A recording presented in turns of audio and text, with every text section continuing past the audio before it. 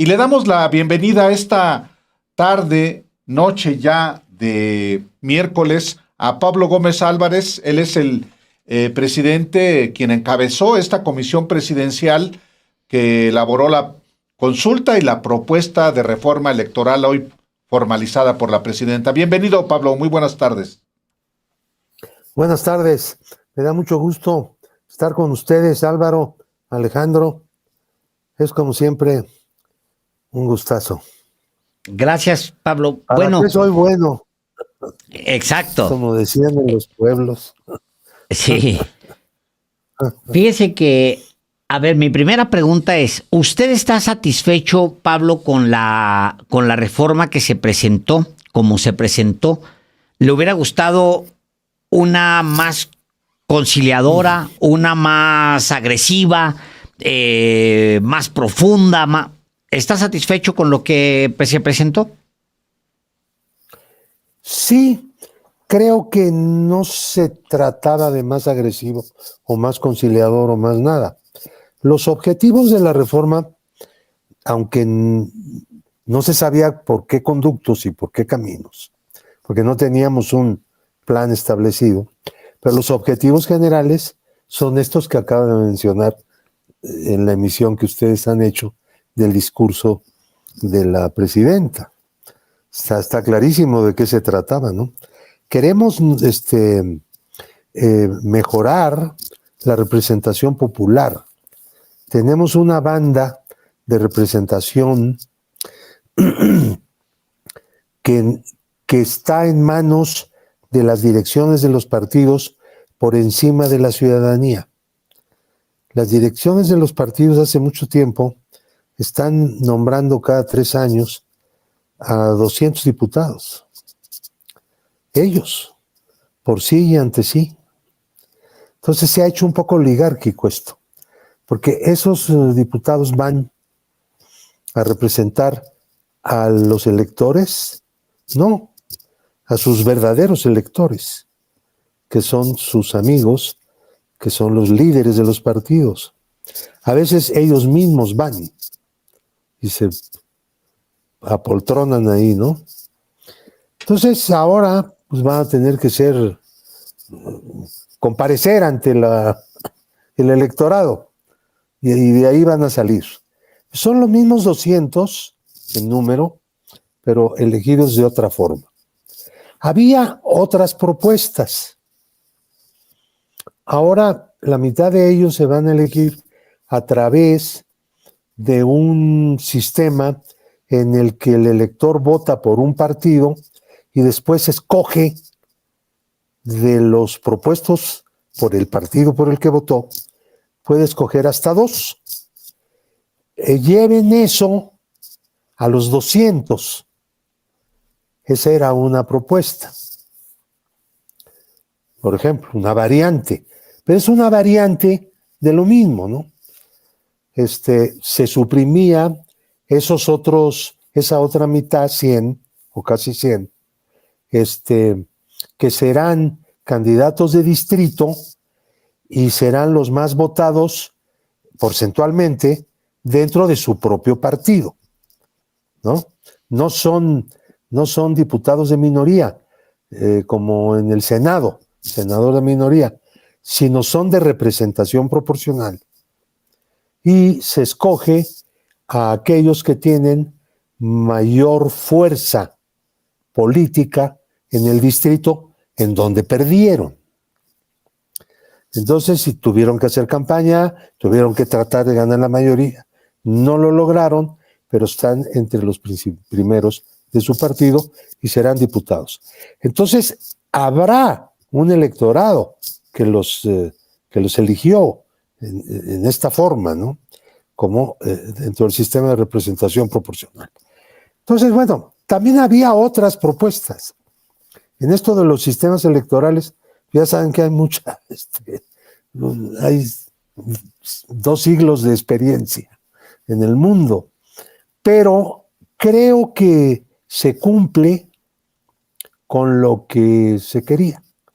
Lo mismo en relación con bajar el gasto.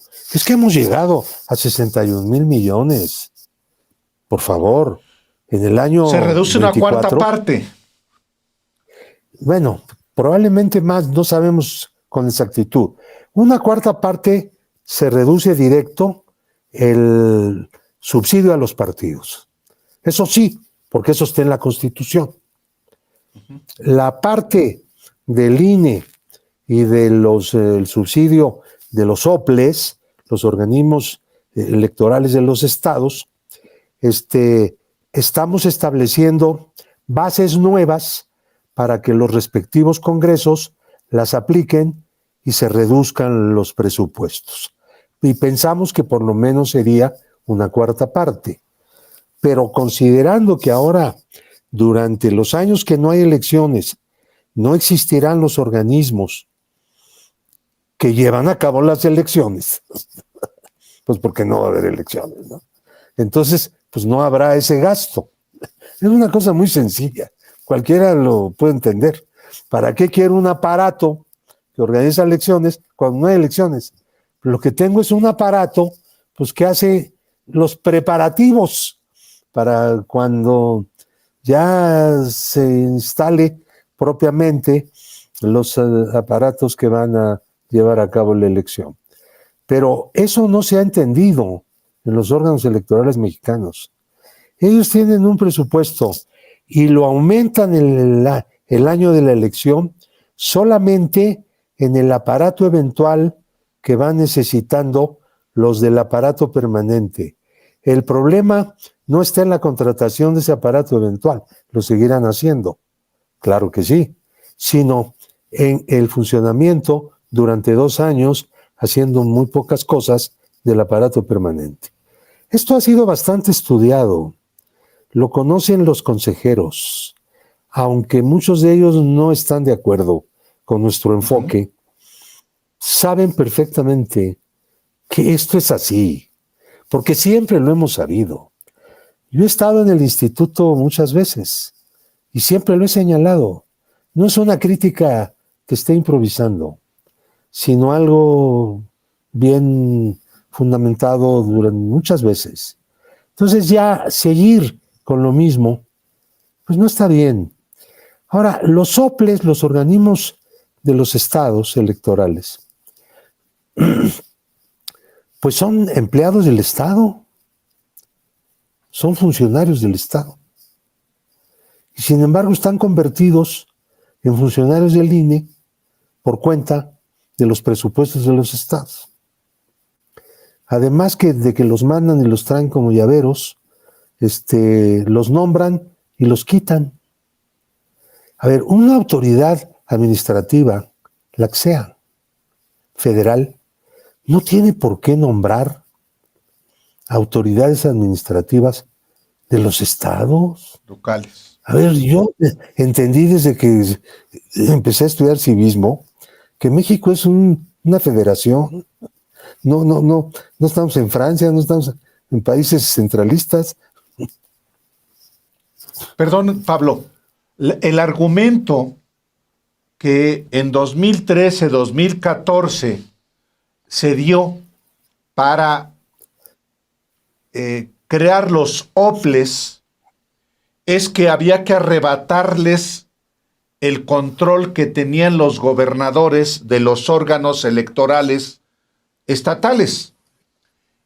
Nada más que el control pasó al Consejo General del INE y hoy la mayoría de los miembros de los consejos de los OPLES vienen desde Lorenzo Córdoba, que colocó ahí a la mayoría.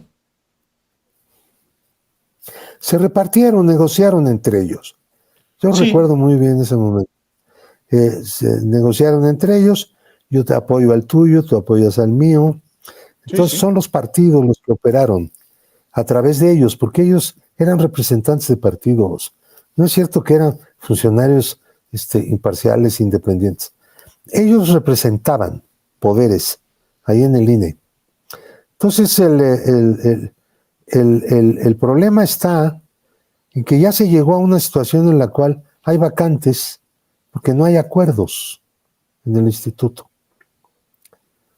Entonces, además, pues hay que unificar un criterio, ¿no? ¿De qué tamaño deben ser los soples? Pues no más de 5 consejeros. Hay unos que tienen mucho más. Cada quien inventa su número.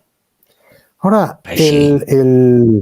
Vivir de el eso está problema, todo dar, pues sí. ¿no? Trabajas Entonces, cada también 3 los años. sueldos pues, deben estar homologados también por los criterios de sueldos. En el INE hay personas en el Consejo General que ganan más que la presidenta. Eso está prohibido por la Constitución, pero prohibido, ¿eh? No estoy inventando, está expresamente prohibido.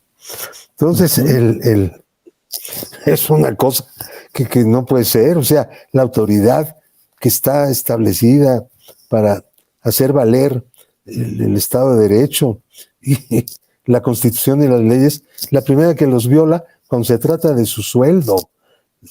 Además, bueno, a ver, esto es una cosa que tiene que ser corregida, sencillamente. Hay una serie de correcciones, además, de cosas nuevas, ¿no?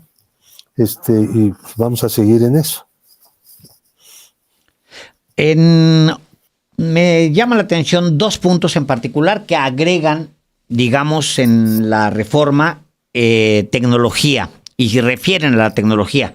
Una primera tiene que ver con la petición pues es una propuesta pues de controlar las granjas de bots y controlar la actividad en un ámbito que para empezar pues no tiene una cabeza visible en México. Si ustedes me preguntan quién es X en México, yo no podría decirles, o quién es Facebook, no podría decirles. No así YouTube, que sí sé, pero quién es Reddit en México. O sea, no, ni siquiera sabemos si tiene una cabeza visible en México.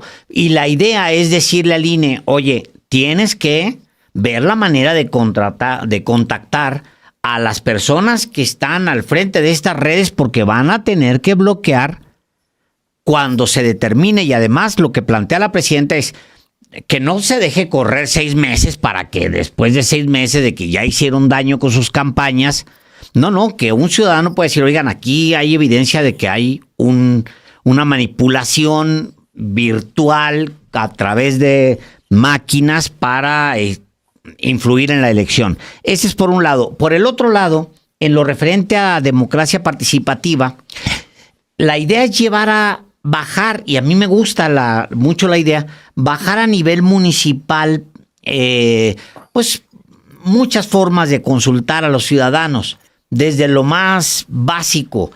Hay muchas democracias donde se consultan, pues, concejales, los jefes de la policía, jueces locales.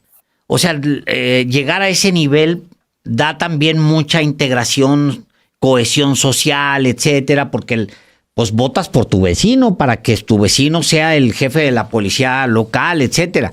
Pero ¿cómo lo vas a hacer eso si vas al mismo tiempo a reducir la estructura local?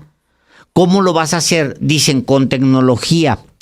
¿Van a proporcionar esa tecnología a los municipios, Pablo? ¿Cómo están pensando hacerlo?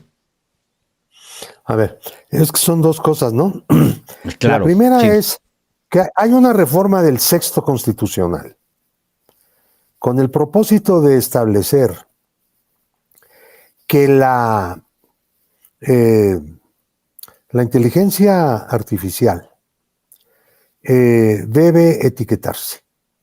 Todas las emisiones, toda la difusión a través de contenidos hechos con inteligencia artificial deben ser etiquetados. O sea, al momento de emitirse, el receptor, el que lo está recibiendo, se debe dar cuenta que eso está hecho con inteligencia artificial para tener conocimiento.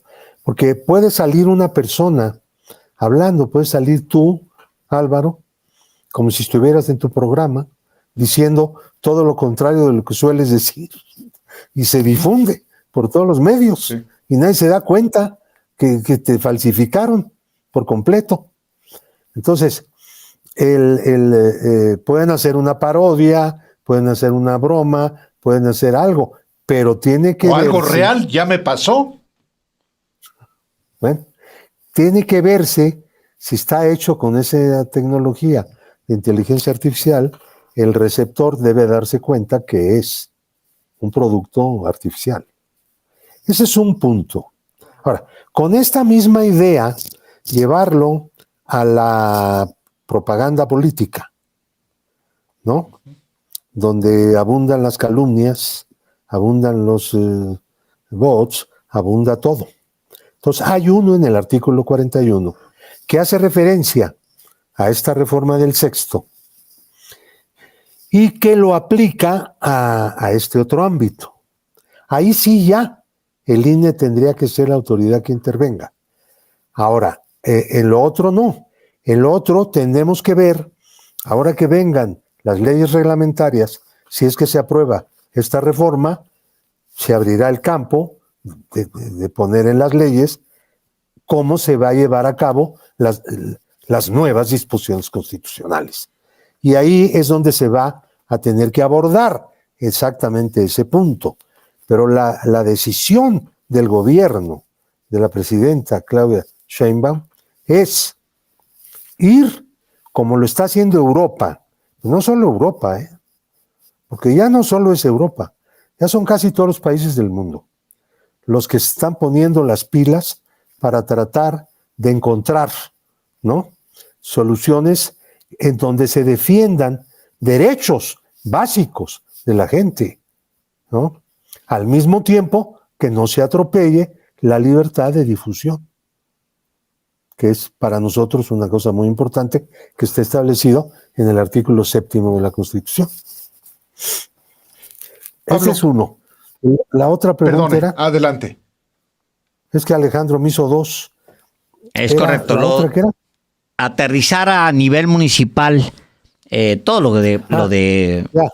Mira, la consulta se está mejorando en las consultas federales para hacerla viable, porque hasta ahorita la oposición, en un momento dado, el sexenio pasado, para poder aprobar lo de la revocación de mandato, puso como condición también echar a perder el mecanismo de consultas populares.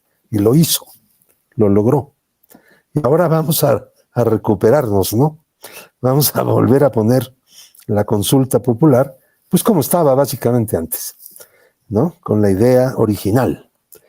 Y llevarlo al artículo 116 para hacerlo obligatorio para todas las constituciones de los estados, para que los congresos legislen en esa materia de manera homogénea, para no empezar a inventar reglas completamente distintas y completamente sacadas de la coyuntura en cada uno de los estados.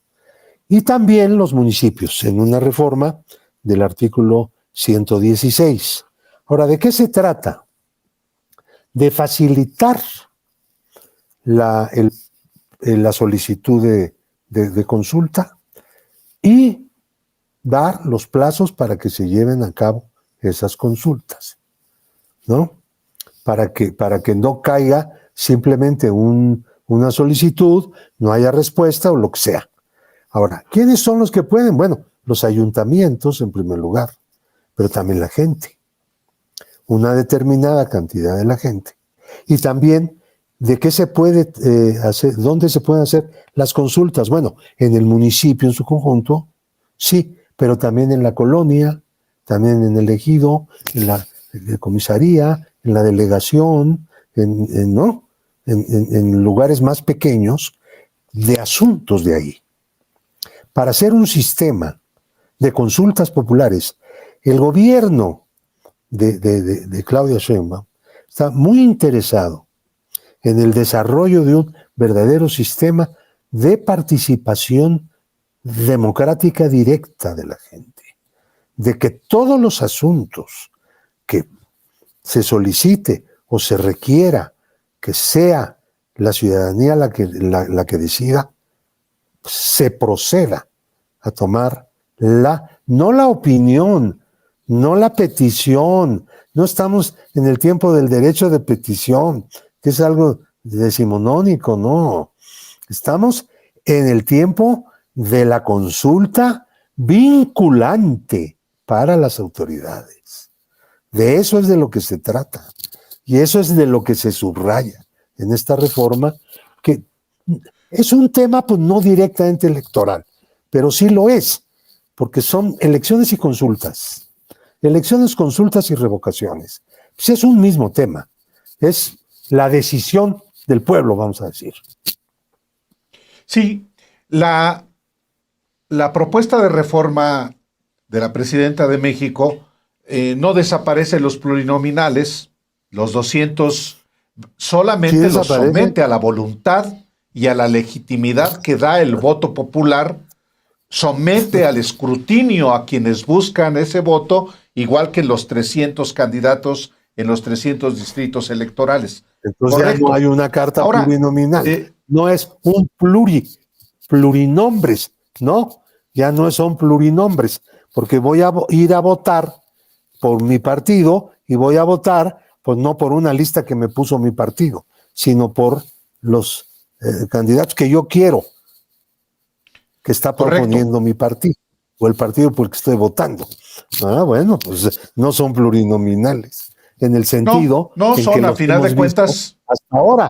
Y en la lista del Senado, pues tiene que desaparecer. Comprenderás, así es. por favor, que el Senado pues, es la Cámara donde están representantes enviados por los estados.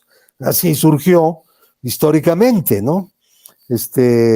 Y pues le metieron una lista para que los líderes de los partidos que no son senadores en sus estados, porque pues ahí normalmente no la levantan, Ni los ya conocen.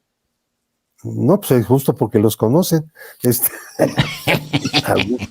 Los conocen demasiado. Entonces, lo que pasa es que pues ya tenemos a 32 que llegaron del cielo. Son compañeros del arcángel, ¿no? Llegaron volando con él. Pues no puede seguir ahora, eso. Pablo, sí, el PRI, el PAN, habían anticipado que cualquiera que fuera la propuesta de reforma, iban a votar en contra. El ya lo MacPrian ratificaron. completo. El MacPrian, el partido político Movimiento Ciudadano, el PRI y el PAN, o Movimiento Ciudadano, que en realidad es el PRIAN naranja. Ahí no hay, digamos, de qué extrañarse. Van a votar en contra. El tema son los aliados del Partido del Trabajo y del Partido Verde. ¿Cuáles son sus objeciones a este planteamiento? Que es una reforma, además, pues, no tan grande como se esperaba. Se esperaba. ¿Qué se esperaba?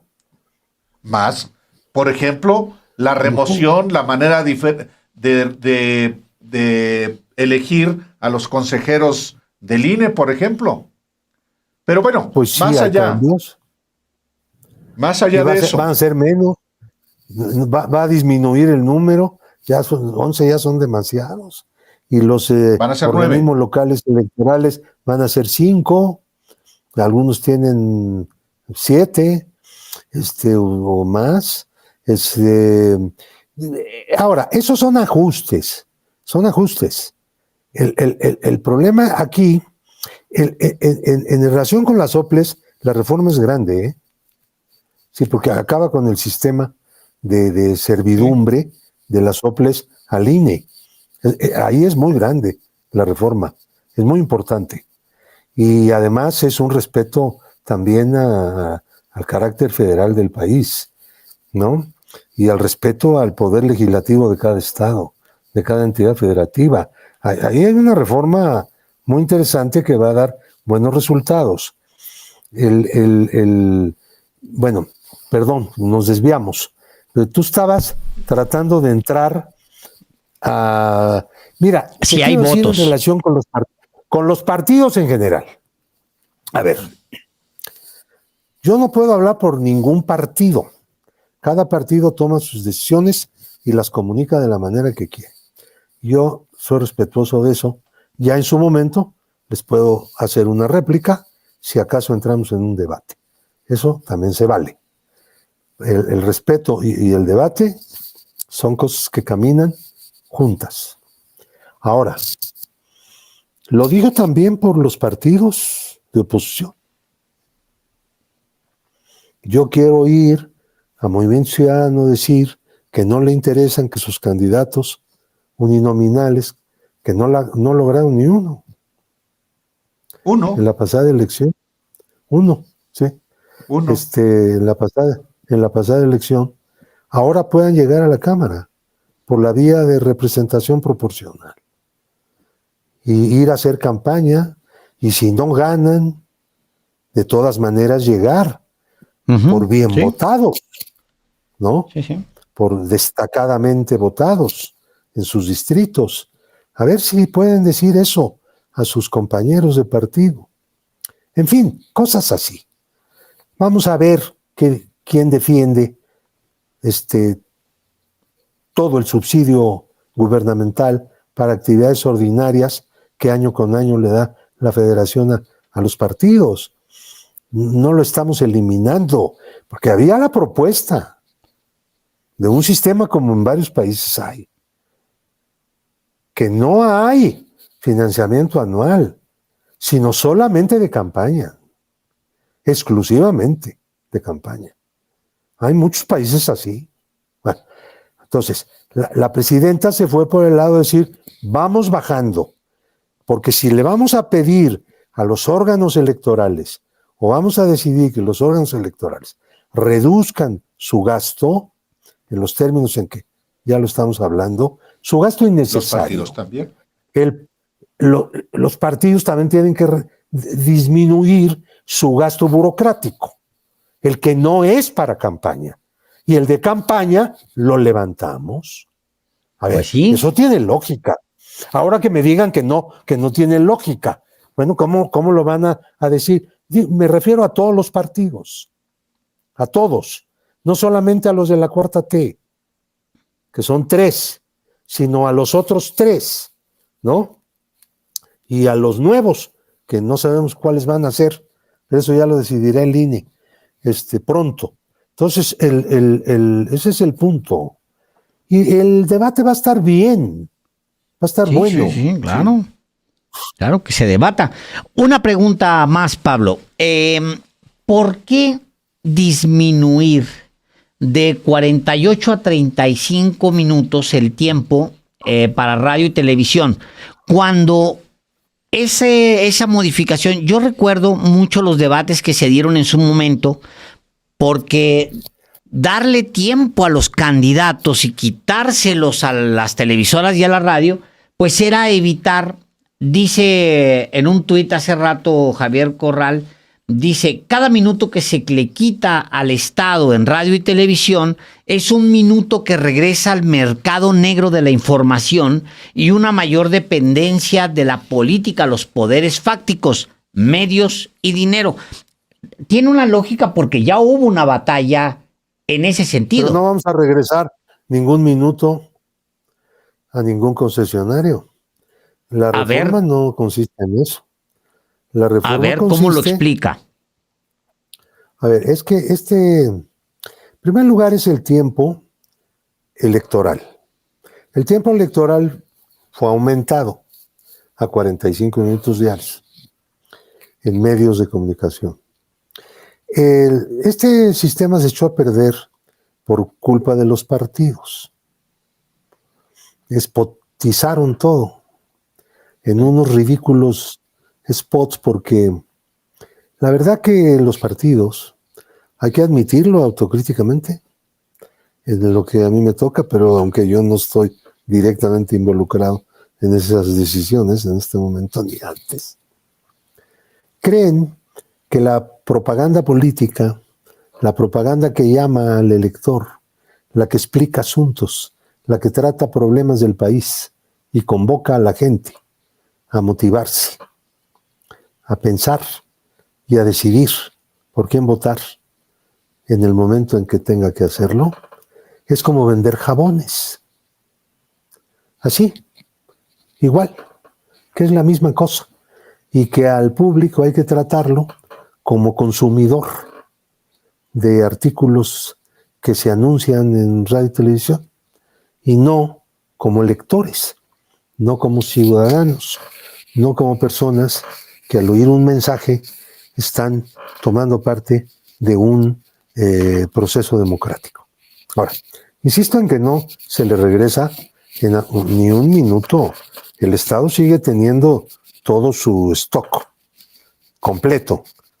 No estamos trasladando tiempo oficial de regreso a las televisoras y radiodifusoras.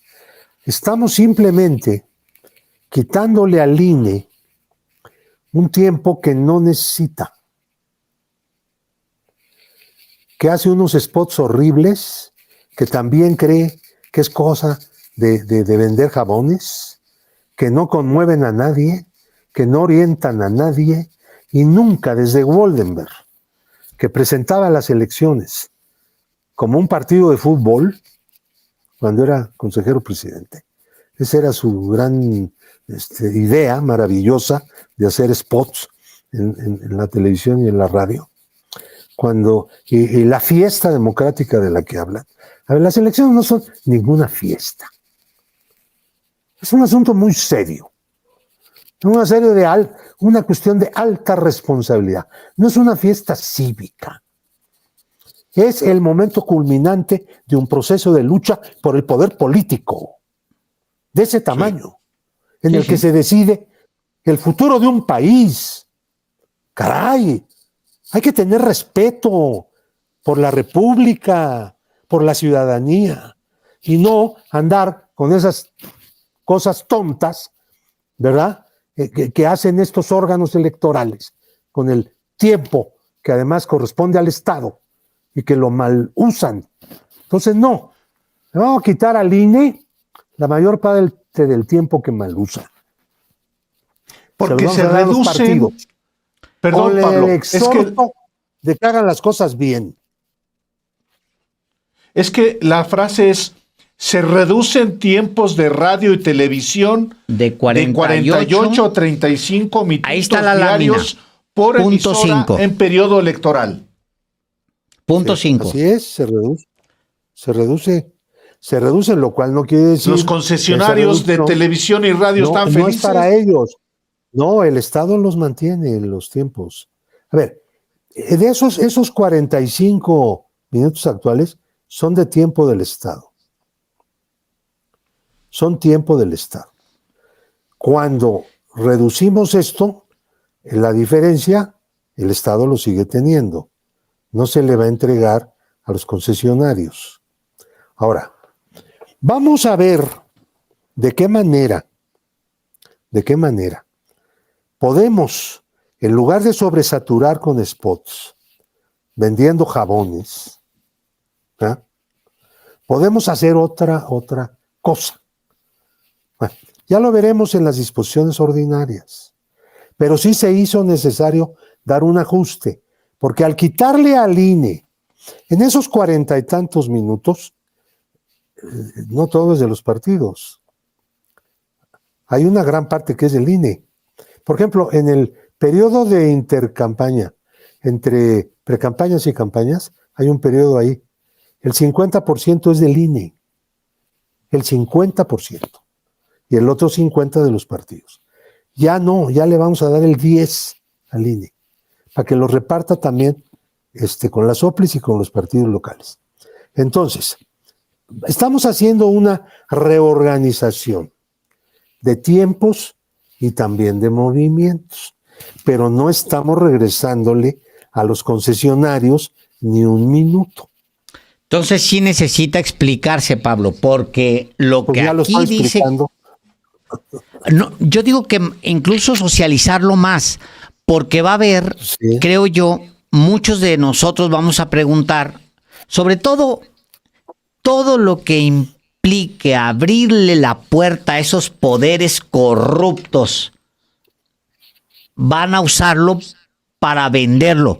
Me gusta la idea esa de mandarlo al mercado negro de las televisoras y la radio. Pues eso son un poder corrupto. Van a utilizar esos minutos para sus chanchullos. Para el chayo. Para el embuste. Sí. Para presentar como noticias publicidad pagada. Propaganda. Sí. Propaganda pagada. Ahora, ¿está amarrada ya la reforma o no, Pablo? ¿Con quién está amarrada? ¿Con los aliados? Con los socios. Eso pregúntaselos a los aliados. Yo no los represento. Yo represento al gobierno federal. Punto. Pero no puedo hablar por los aliados. Sí están sometidos a una tensión, porque está el país viendo al PT y al Partido Verde a ver qué van a decidir. Bueno, eso lo dices tú. Vamos a ver qué dicen ellos. Bueno. Sí. Pues está muy interesante. Seguramente vamos a estar hablando mucho en los siguientes días, si usted nos lo permite. Pablo Gómez, presidente de la Comisión Presidencial para la Reforma Electoral. Muchas gracias. Va a estar bueno este debate. Sí. Hay que seguirlo diariamente. No. Sí. Vamos a ver hasta dónde se abren los medios. Máxima publicidad. Cada vez que vea usted un espacio para temas aquí, Pablo, luego, porque hay que darle máxima publicidad. Muy bien, Alejandro Páez Varela.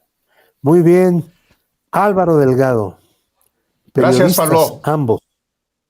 Gracias. Mucho gusto. Hasta pronto.